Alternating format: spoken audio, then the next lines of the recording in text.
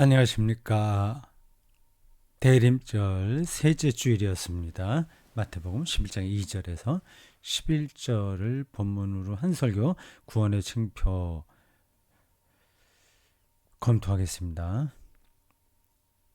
세월이 참 빠르죠. 2022년 모양도 예쁜 한 해라고 연초에 잠깐 언급한 적이 있는데 다 지났네요. 2022 2자가 3개나 들어있습니다. 다 끝났습니다.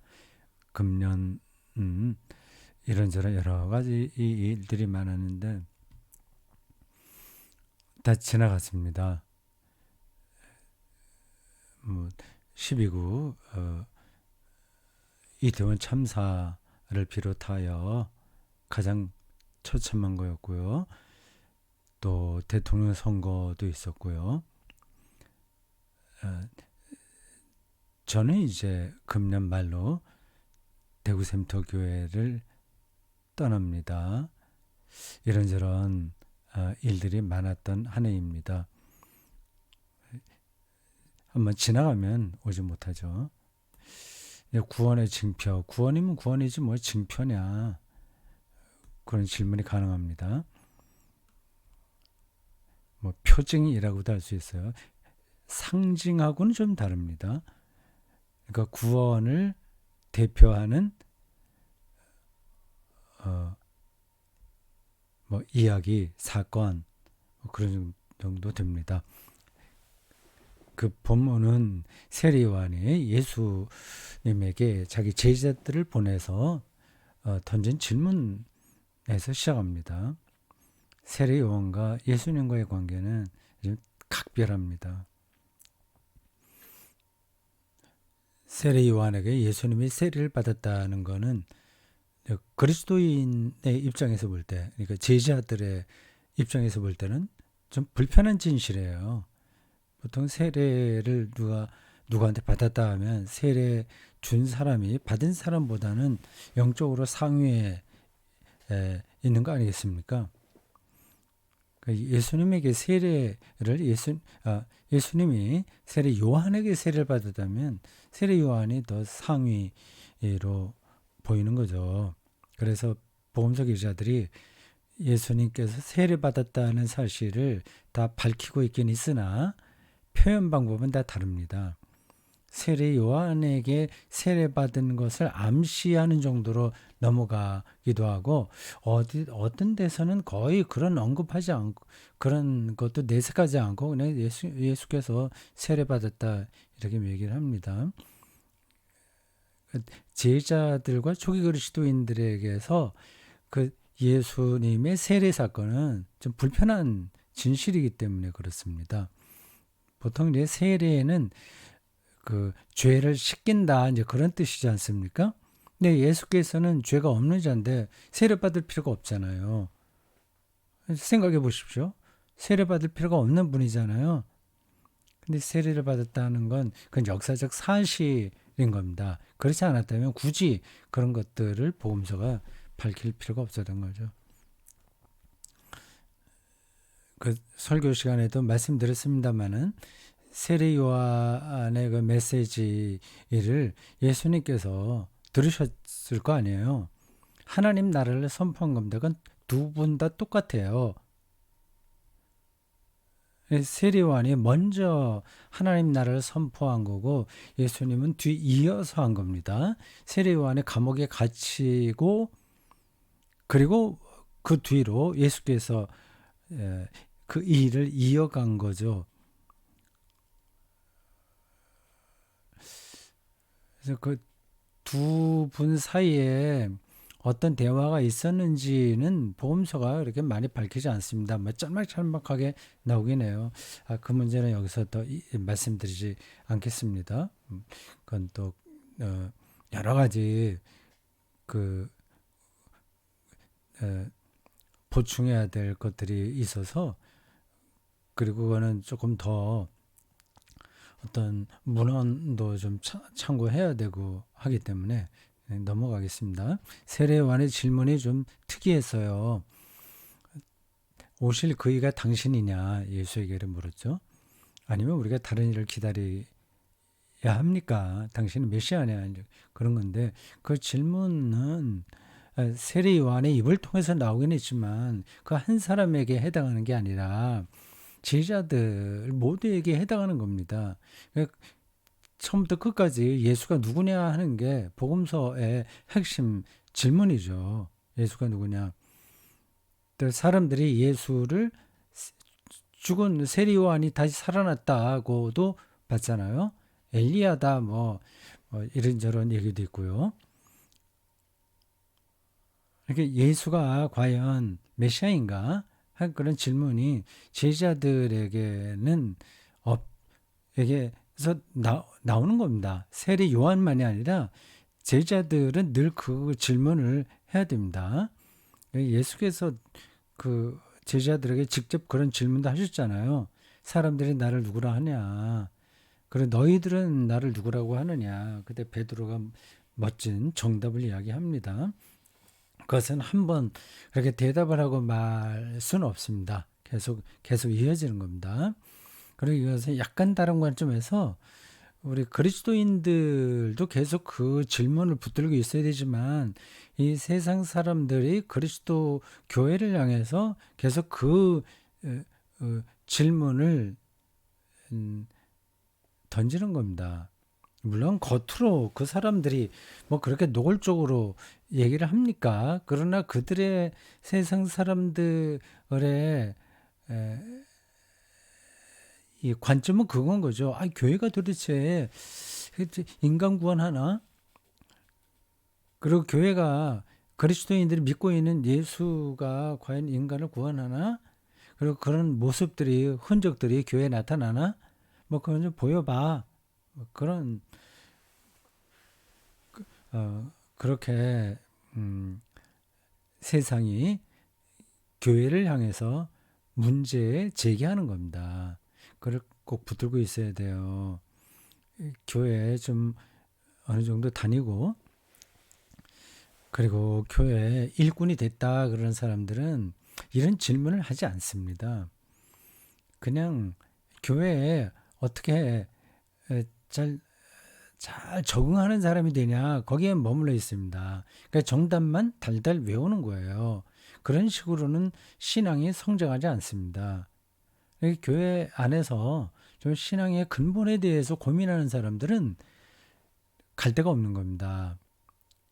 그러니까 영적인 그 영적인 대화, 영혼의 대화가 불가능한 거예요. 이거 지금 세례 요한의 질문 이런 거 교회 안에서 안 하잖아요. 그리스도인데 안 하잖아요. 다 알아서 안 하는 게 아니라 그런 질문을 하면 뭐 믿음이 없는 것처럼 생각하니까 안 하는 거죠. 그건 잘못된 겁니다. 뭐 맨날 예수가 누구냐 그리스도가 맞나 안 맞나 하나님의 아들이냐 아니냐 맨날 그 얘기만 하라는 게 아닙니다. 교회 일도 해야 되고 뭐 교회가 어떻게 단단해져야 되는지 또 전도 문제나 교인들 케어하는 거라든지 두루두루 교회 일반적인 일들은 당연히 해야 됩니다. 그런 것마저 부정한다는 뜻이 아니에요. 근데 그래도 근본에는 예수가 누구냐 거기에 달려 있습니다. 글로 돌아가야 됩니다.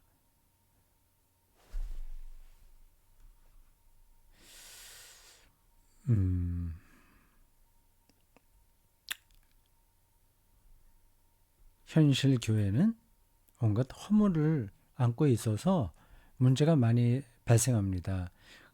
그래서 교회를 완벽한 도덕적인 집단으로 생각하면 안 돼요. 우리가 아주 세상 사람들 앞에 도덕적인 권위를 보여주자 이건 말도 되지 않습니다. 그건 불가능한 겁니다. 교회 안에서 벌어지는 여러 가지 잘못된 것들 또 다툼 뭐 그런 거 있잖아요. 그거는 없을 수가 없습니다. 그러니까 부끄러운 부분들이 있는 거 그거를 굳이 감출 필요가 없어요. 뭐 일부러 드러낼 필요는 없지만 뭐 그것 때문에 우리가 죽고 살고 하는 문제가 아닌데 핵심은 예수가 메시아라는 확신에 있는 겁니다. 신앙의 문제인 거죠. 이게 단단하게 서 있어야 이제 다른 이런저런 인간적인 일들로 인해서 벌어지는 문제들도 극복할 수가 있습니다. 네, 무슨 말씀인지 전달이 됐겠죠? 예수님께서 그 제자들 보낸 그 요한에게 그런 답변을 하잖아요. 6가지 일들을 나에게서 일어난 6가지 일들을 가서 전해라 얘기했습니다. 그 이야기는 예수님께서 직접 하신 말씀일 수도 있고 아닐 수도 있는데 아니어도 괜찮습니다. 그 6가지는 제자들이 예수에게서 경험한 거거든요. 그건 이제 구원의 징표라고 제가 설명한 겁니다. 여섯 종류의 사람들이 이제 새로워지는 거죠. 맹인, 못 걷는 사람, 나병한 자, 못 듣는 자, 죽은 자, 가난한 자, 그런 사람들이 그건 정말 절박한 상황에 떨어진 건데 새로운 삶을 살아갈 수 있도록 힘을 얻게 되는 겁니다. 그러니까 그 6가지를 하나하나 다 이야기하지 않고 그 셋으로 묶었습니다. 둘씩. 그 첫 번째는 시각장애인과 청각장애인이 각각 보고 듣게 될 거다는 그런 이야기였어요. 뭐 설교 여러분들이 듣거나 또는 설교 본문 읽으셨으면 그 내용이야 여러분들이 다 이해하셨겠죠. 여기서 제가 다시 반복할 필요도 없긴 해요. 근데 그게 설교 시간에 잠깐 전한 걸로 조금 미진할 수 있다 싶어서 여기서 보충하고 또 복귀하는 겁니다. 그러니까 그 시각장애였다가 눈이 띄었다. 그 사실 자체에 아주 기적이 일어났다. 너무 그런 쪽으로만 생각하지 말라는 거죠.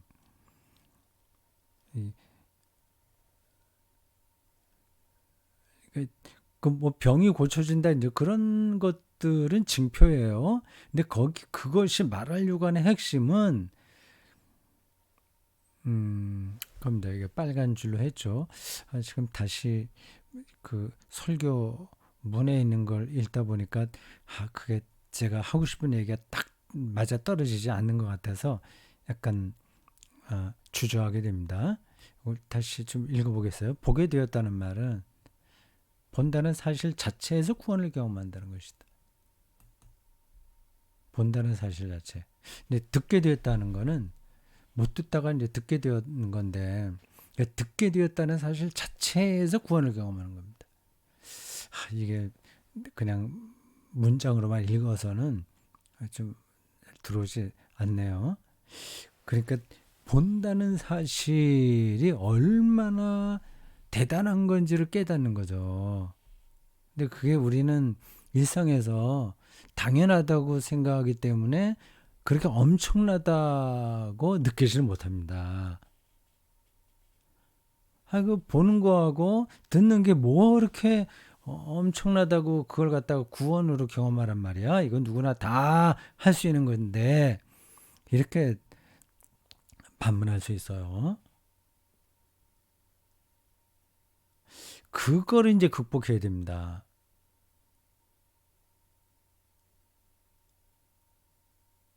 보는 것, 듣는 것, 이걸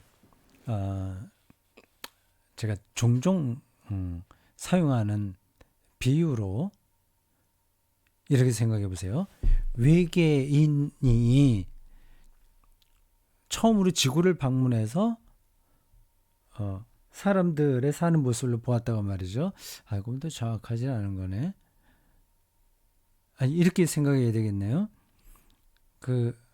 뭐 외계인 그냥 얘기해도 됩니다. 그 외계인은 우리처럼 보는 게 아니라 아, 촉감으로 세계를 이해하는 것. 아니면 촉감으로.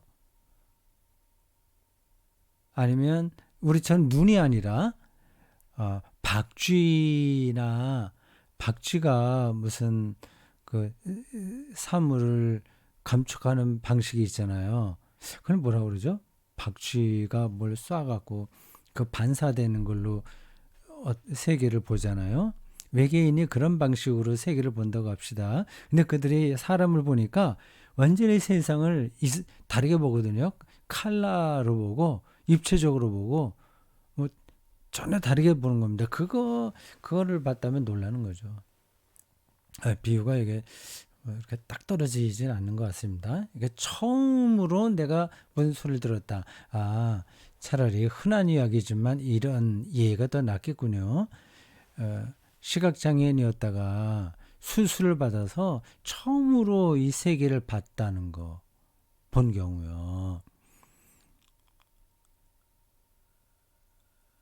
그리고 청각장애였다가 태어나서부터 수술을 받아서 다행스럽게 처음으로 소리를 들었다고 생각해 봅시다. 그럼 아주 놀라운 거죠. 이게 구원 경험입니다. 그 보는 것과 듣는 것의 존재론적 깊이로 들어가는 거죠. 이건 돈으로 주고 살 수가 없습니다. 그리고 모두가 그걸 느끼지도 못합니다. 그걸 느끼는 사람들은 부러울 게 없는 거죠. 다른 거 하나도 부러울 게 없습니다. 이 두 번째 2번으로 여기 못 걷는 사람과 나병 환자 얘기했는데 걷는 문제도 마찬가지거든요. 이 누구나 그거는 다 걸을 수 있지. 뭐 대단하다고 그래. 뭐 그렇게 생각할 수 있는데 이 걷는다고 하는 것이 정말 엄청난 겁니다. 그걸 더 절실하게 깨닫고 살아야 됩니다. 제가 설교 시간에 여기 설교문에도 있습니다만 예를 들었어요. 월드컵 선수들이나 축구 선수들이나 뭐 마라톤 선수들은 정말 잘 뛰잖아요. 그럼 정말 우리가 그 옆에 있기만 해도 신바람이 납니다. 근데 그들이 전문적으로 잘 걷고 뛴다고 해서 뭐 성경이 지금 얘기하고 있는 못 걷는 자가 걸으며 에 해당하는 거 아니라고 그 말씀 드렸어요. 오히려 나이가 너무 많이 들어서 걷기 힘든 동행인들, 제가 사는 동네에 걷기 힘든 분들이 있어요. 그러면 이제 뭐예요? 어린이 애기 탈 유모차 그런 거 앞에 놓고 두 손을 잡고 한 걸음 한 걸음 옮기십니다. 뭐 뇌종양 수술 받고 몇 년 동안 누워 있다가 처음으로 이제 일어나서 걷는 연습을 하는 환자가 있다고 한다면 한 걸음 뛸 때의 그 감격스러움이라고 하는 거는 말할 수도 없을 겁니다. 그 걷는 거 자체에 무한한 생명의 기쁨을 누릴 수 있는 거죠.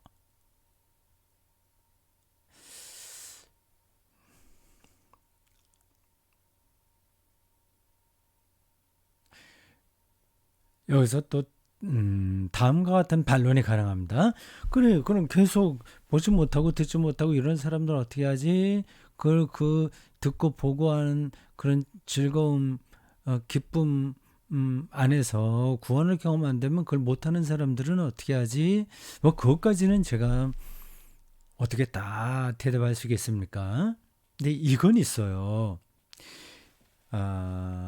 보진 못하나 들을 수는 있잖아요. 그러면 우리는 그런 상황에 들어가 보지 않아서 절실하게 느끼지 못할지 모르지만, 이렇게 저렇게 우리가 아는 바로는 그렇게 얼마든지 생각할 수 있는 바인데, 보지 못해도 듣기만 하면 그 살아있다는 그 기쁨, 충만감을 누릴 수가 있습니다. 그리고 다리가 불편하게 돼서 걷지 못한다면 휠체어를 타고 움직일 수도 있고요. 이게 아니면 저기에 남아있을 거 아니겠습니까? 점점 그렇게 줄어들겠죠. 만약에 우리가 가장 나쁜 상황을 좀 전제하고 드리는 말씀이에요. 눈도 잘 안 보이고 거의 죽을 때는 거의 다 그러게 되겠지만 몰라요. 사람에 따라서 죽을 때까지 아주 정확하게 보는 사람도 있긴 있어요. 어쨌든 보지도 못하고 듣지도 못하게 됐다. 그런데 걸을 수는 있다면 다행인데 걸을 수도 없게 됐다. 그건 아주 나쁜 상황까지 끝까지 몰린다면 어떻게 될까? 그건 우리가 직접 경험해 보지 못하면 뭐라고 얘기하기 힘듭니다. 그런데 우리가 전에 들은 이야기가 있잖아요. 또 그런 상황에 떨어진 사람들의 이야기도 있고 자서전도 있고요. 합니다. 그러한 글들도 있어요. 내가 보지 못하면 듣는 것만으로도 나는 하나님을 찬송하겠다. 내가 보지는 못하고 듣지 못한다고 하더라도 무엇을 만질 수 있다면 그 촉감만을 통해서라도 하나님을 찬송하겠다. 이제 하나님을 찬송하겠다고 하는 것은 삶을 찬양한다는 뜻입니다. 살아있다는 충만감 속으로 들어간다는 거예요. 그런 사람들이 실제로 많이 있지 않습니까? 이제 그래서 조금 설교 어느 뒷부분에 가서 잠깐 말씀을 드렸습니다만은 그러니까 우리가 이런 사실을 안다면 보지 못한 사람들은 보도록 볼 수 있는 있도록 도와야 되는 거죠. 듣지 못하는 사람들도 들을 수 있도록 도와야 되겠죠. 그 방법이 뭔지는 또 뭐 다른 문제입니다.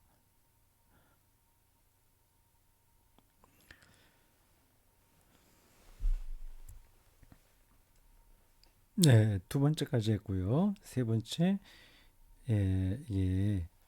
죽은 자 살아나고 가난한 자 복음 전파되는 대목인데 빨간 줄 친 것만 빨간 글자로 바꾼 것만 잠깐 보면 제가 다른 때도 이런 내용으로 설교를 한 거라서 굳이 내가 여기서 복귀하려고 이렇게 해놓은 겁니다.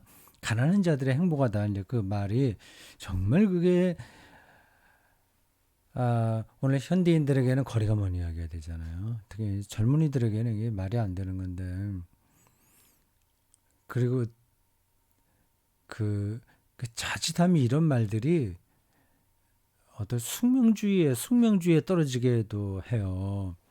참 그런 점에서 조심스럽습니다. 설교하기가. 근데 성경이 분명히 그렇게 이야기를 하잖아요. 부자가 하늘나라에 들어가는 거는 뭐 좋다. 그런 데까지 그렇게까지 좀 속담 비슷한 거를 빌려서 그 부한 자와 가난한 자를 이야기하잖아요. 누가복음도 얘기하고 마태복음도 얘기하고요. 성경은 기본적으로 가난한 자들 입장에서 무엇을 이야기하고 있는 겁니다. 그래서 그 가난한 사람들에게 이제 복음이 전파된다는 이야기가 복음서에 여러 군데 나오잖아요. 가난한 사람에게 복음이 전파된다. 이거는 이제 구원의 징표라고 얘기한 겁니다. 오늘 6가지가 나오는데 그 중에 마지막이 그거예요. 가난한 사람들에게 복음이 전파된다. 그러니까 가장 중요한 거죠. 이걸 실질적으로 이해해야 됩니다.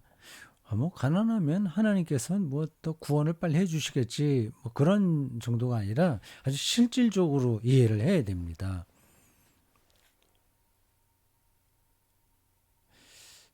저 문제를 제가 다른 때에는 이렇게 설명했습니다. 아무에게도 도움을 받을 수 없는 상태에 떨어졌기에 가난한 사람들은 하나님만을 향해서 하나님의 도움만을 기다릴 수밖에 없다. 그게 복이다. 얘기한 거예요. 이게 역설적인 거죠. 다른 사람에게 도움받는 거는 그거는 그건 참 재미있긴 하지만 그게 우리의 영혼을 충만하게 하지 못합니다. 사람에게서는 그게 불가능한 겁니다. 근데 제가 사람들의 그 친절, 사랑 이거를 냉소적으로 생각하는 게 아니라 사람은 하나님처럼 사랑할 수가 없어요. 자식이 억울하게 죽잖아요. 떼죽음 당하기도 하고 뭐 참사 당하기도 하고 하잖아요. 또 뭐 그렇지 않아도 사고 당해서 얼마나 많이 죽습니까? 그 부모들이 처음에는 같이 죽고 싶은 심정이 있긴 하지만 조금 지나면 자기 살 길을 찾습니다. 여전히 배도 고프고 그러니까 자식이 죽었는데 먹어야 돼요. 이게 인간이거든요. 그러니까 사람에게서는 하나님에게서만 가능한 것을 기대할 수가 없습니다. 그러니까 사람에게 기대하지 않고 하나님만을 기대할 수 있는 사람들이 가난한 사람들인 거죠. 그래서 복이 있다고 얘기를 했습니다. 근데 오늘 여기서는 이제 그런 걸 바탕에 깔면서 좀 다른 관점으로 설명을 했어요. 이제 하나님을 향해서 돌아서는 것, 그러니까 그건 생명을 얻는 거죠.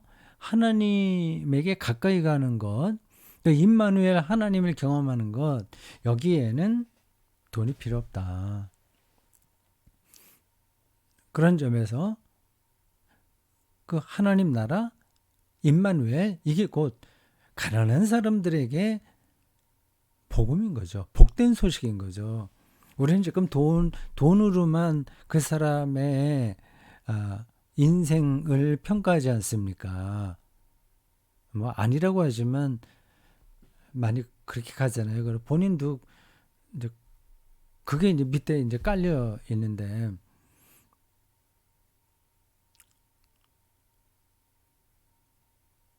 하나님을 향해서 돌아서는 것, 임마누엘의 하나님을 경험하는 데는 돈이 아무 의미가 없다. 요 사실을 정확하게 이해하면 이제 가난한 자도 행복하게 살 수 있는 거죠. 그래서 그 문장에 그렇게 썼습니다. 하나님 나라를 향해서 돌아서는 데에는 이건 생명을 얻는다는 뜻이에요. 참 이런 설교를 할 때마다 저런 개념들을 또 일일이 다 설명할 수도 없고 해서 약간 조금 미련이 남습니다. 아쉽습니다. 그러니까 설교를 한 편 들어서 끝나지는 않을 거예요. 그러니까 반복해서 여러 번 듣다 보면 그 개념들이 점점 이제 또렷하게 들어와서 일일이 그 모든 거를 설명하지 않아도 잘 들릴 겁니다. 신학 공부이기도 해요. 그래서 어떤 분들에게 그런 얘기를 듣긴 합니다. 정용수 목사 설교 좀 들으면 뭐 맨날 똑같은 얘기하니까 다 알아듣겠어. 더 이상 새롭지 않아. 그렇게 얘기하시는 분도 계세요. 뭐 그럴 수 있다고 생각합니다. 근데 그거는 또 오해일 수도 있어요. 자기가 다 모르는데 이제 그냥 남말 뜻으로 알아들어서 그걸 아는 것으로 생각하는 거죠. 근데 그 마음을 좀 열고 제가 이런 얘기도 좀 들었어요. 어떤 분은 제 설교를 뭐 5번 듣기도 하고 좀 더 심할 경우에는 뭐 10번도 듣는다고 했던가 읽는다고 했던가 그래요. 뭐하러 그렇게 여러 번 듣고 읽느냐 그렇게 질문하면 그렇게 할 때마다 새로운 것이 더 깨달아진다는 얘기예요. 그게 일리가 있는 말입니다. 그러니까 하나님 나라를 향해서 돌아서는데 이 말만 갖고는 굉장히 추상적이잖아요. 그럼 하나님 나라가 뭐냐를 또 알아야 되고, 그 메타노이아 회개하라라고 하는 말하고도 다 연관되는 거고요. 하나님 나라는 통치고 사랑이고 힘이고 능력이라는 쪽으로 생각이 넓혀져야 되거든요. 그쪽으로 돌아서는 데에는 필요한 것이 돈이 아니다. 이 사실이 부자들에게는 억울한 소리예요. 돈으로 한다면 얼마나 나는 이제 할 만한데, 그게 내가 평생 동안 붙들고 있었던 그 돈, 뭐 명예 이런 것들이 저 생명을 얻는데 별로 중요하지 않다고 한다면 손해 보는 거죠. 근데 가난한 사람들은 그게 이제 복음이죠.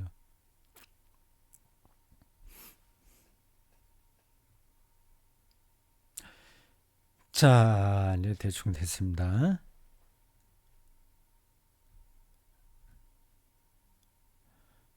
음,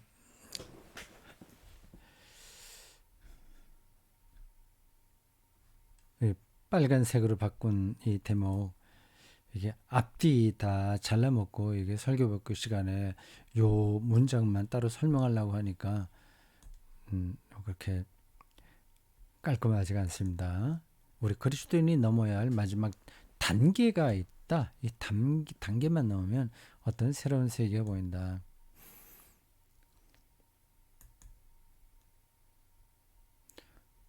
예. 예수님의 운명이 십자가 죽음이었잖아요. 이게 시험에 걸릴 수 있는 겁니다. 실족하게 되는 거예요. 예수가 가르친 말씀 그대로 살면 결국 십자가에 죽는 거네. 이게 십자가의 죽음은 지금 우리가 알고 있듯이 구원론적인 토대가 아닙니다. 그거는 하나님으로부터 버림받은 일이에요. 저주예요. 예수도 그래서 그 십자가 죽음을 감당하기 힘들어 했습니다. 만약에 그런 거라고 한다면 그걸 어떻게 예수를 따르겠습니까? 이거 좋은 말이긴 하지만 나는 그렇게 살고 싶지 않아. 이제 실족하는 거죠. 근데 여기서 어떤 단계가 있는 거예요. 그게 이제 예수 십자가가 왜 구원의 근거로 오냐, 경험되냐, 그거를 알아야 되는 거죠. 근데 왜 저절로 옵니까? 어디? 예, 그 그리스도교 신앙에도 단계가 있습니다. 그 산을 올라가는 거하고 비슷해요. 4,000m를 올라가야 되는데 여기서부터 뭐 한꺼번에 1,000m, 2,000m 올라갑니까? 아니잖아요. 차근차근 올라가야 되잖아요. 단계마다 어려움이 있잖아요. 그렇습니다. 그리스도의 신앙이 산행하고 비슷합니다. 근데 그 어떤 기독교 신앙의 단계가 있는 거예요. 그건 제가 다른 때 기회가 있으면 또 설명하겠습니다. 오늘 그냥 마쳐야 되겠어요. 천국에서는 극히 작은 자라도 그보다 크니라. 세례 요한을 칭찬하시고 예수님께서 이런 말씀하셨어요. 앞에서는 실족 하지 마라 그런 얘기를 하셨고요. 제가 이 천국이라는 단어가 나올 때마다 조금 아쉬운데 그, 그 헬라어로는 똑같은 단어거든요.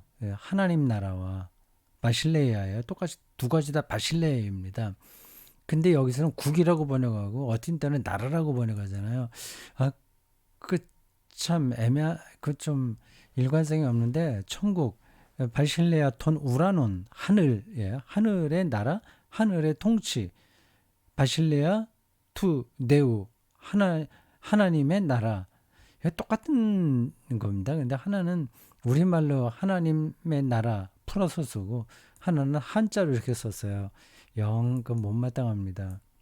이렇게 천국에서는 하면 벌써 느낌이 다르죠. 어쨌든 바실레이아 그렇게 생각하시면 됩니다.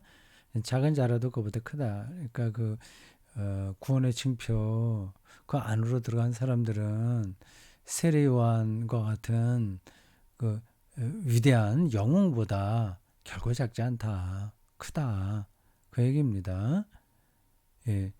그